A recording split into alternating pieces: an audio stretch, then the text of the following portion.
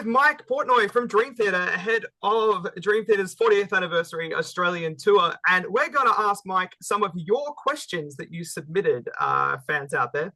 So, first up, we have Alex from Adelaide, who wants to know that you mentioned on the Chaos in Motion DVD that the band's writer included sports jerseys from the town you're playing. He wants to know if this still happens, and if it does still happen, if you've got any memorable Australian jerseys in your collection. Yeah, that was on the band's rider for all those years. It no longer is. But I do have all the jerseys from all the years all over the world. My closet upstairs here in my house is filled with them from all over the world. So yes, any ones I received in Australia or anywhere on the globe, I still have them and they're much appreciated. I found though, I stopped doing it because some places, especially in the worlds where places where football or soccer is popular, the fans are insanely territorial about it. And I found out there's a lot of times I might be wearing a jersey or a shirt is of a rival team in the same area, and people will get pissed and getting mad. So I ended up stop doing that. I don't want to freak people out and get people mad. So I'm trying to just remain neutral. Now I just carry my own jerseys, my own stage shirts. Tristan from Adelaide wants to know, the meat pie is our national dish. Are you planning to enjoy a pie or two when you're down under, or have you had one before? What is it? A meat pie, you said? Yeah. I don't know if I've ever had that. I mean, of course, the obvious answer, I'm sure everybody answers when it comes to, trying a food in Australia. It was, what is that? Not Vegemite. Vegemite. Yeah, Vegemite. That's, of course, the one thing that everybody talks about. And I tried it my first time in Australia. Absolutely hated it. It was horrible. But I'm willing to try the meat pie, whatever that is. The last time I was down there on my Shattered Fortress tour, our lighting guy got deathly sick in Australia from a burrito. So I'm going to probably stay away from the burritos down there because he was sick for about a day out from that. So, but yeah, I'm willing to try it. William from Melbourne wants to know, when you're playing, do you get into a feeling of a flow state, or are you hyper focusing? Oh, I am absolutely not hyper focusing. When I'm on stage, I'm looking at the audience, I'm looking at the audience members, kind of, feeling the interaction back and forth between the audience. And you know, most drummers, you'd think are sitting there concentrating on what they have to play.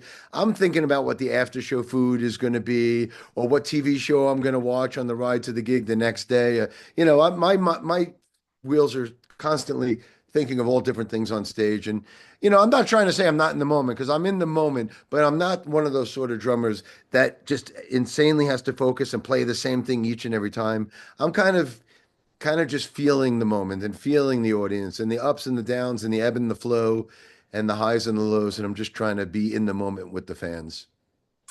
Now, Josh wants to know, who will the next big progressive rock band be on the world stage, in your opinion? That's from Josh from Melbourne. Oh, wow. Well, there's a lot of the whole progressive metal scene has gotten huge, and there's just so many subgenres of prog now and progressive metal. Who will be the next big ones? I don't know. I would say some of the bigger ones of the last decade or so would be like Haken is one of them, and obviously Opeth have been around many years before that even. I don't know. Some of the bands I like these days. I love the band Blood Incantation, but they're more death metal meets prog, So that might be a little too extreme for some people, especially the prog rock purists, because they do have those Pink Floyd Mellotron elements, but they also have these screaming death metal Opeth moments as well. But they're one example of who I'm listening to these days that I really dig. That's But awesome. in answer to your question, who will be on the big stage and who would be the big breakthrough? I don't know. It's such a particular genre. And I found in my 13 years outside of Dream Theater is like at the top of that mountain when it comes to the progressive world. We kind of live in this little prog bubble, And I am extremely grateful that Dream Theater kind of has sat on the top of that mountain for as long as we have at this point. That's awesome. Now, Josh D from Melbourne, a lot of Joshes in this selection, wants to know if there was a song on Parasomnia that when you were writing it, you were thinking, I can't wait to play this live to Dream Theater fans. Mm. Night Terror. It was the first thing we wrote. It was the very first thing we started just jamming on, and it spilled out of us right at the very start of the session. And that was also the first thing we released. So it was the first song that the fans heard off of this album. And we just knew it. It just felt so comfortable and so natural to write that song that we just couldn't wait to play it live. And it was the only song from Parasomnia that was in the set list from day one. And it's been performed at pretty much almost every single show we've played since we've been reunited. So yeah, that was the one that we couldn't wait to. We just knew when we kick into the power chords, we could just see the house lights and the audience and feel the energy and excitement. And sure enough, it has delivered in that respect. Awesome. Tom King from Sydney wants to know if you could play drums for any band, past or present, who would it be? I have to say Metallica or Rush. Those are the two bands that are like all-time favorites. And those are two of my favorite drummers, Neil and Lars, both extremely different types of drummers, but both extremely and hugely influential on me personally. And those are two bands that, yeah, if I could sit behind those guys and play a gig with either of those bands, that would be pretty amazing. Dave Breen from Sydney wants to know why there's been no 6 Degrees tracks on the 40th anniversary tour so far. There's actually a reason behind that. I personally, as the set list writer in the band, I have some ideas and plans for some of those songs. So we'll see. But we do a 3-hour show for the 40th anniversary. We can't possibly cover 16 full-length studio albums. It's just impossible. There was no way we were going to have songs from each and every album. So I did my best to get them as many in there as we could.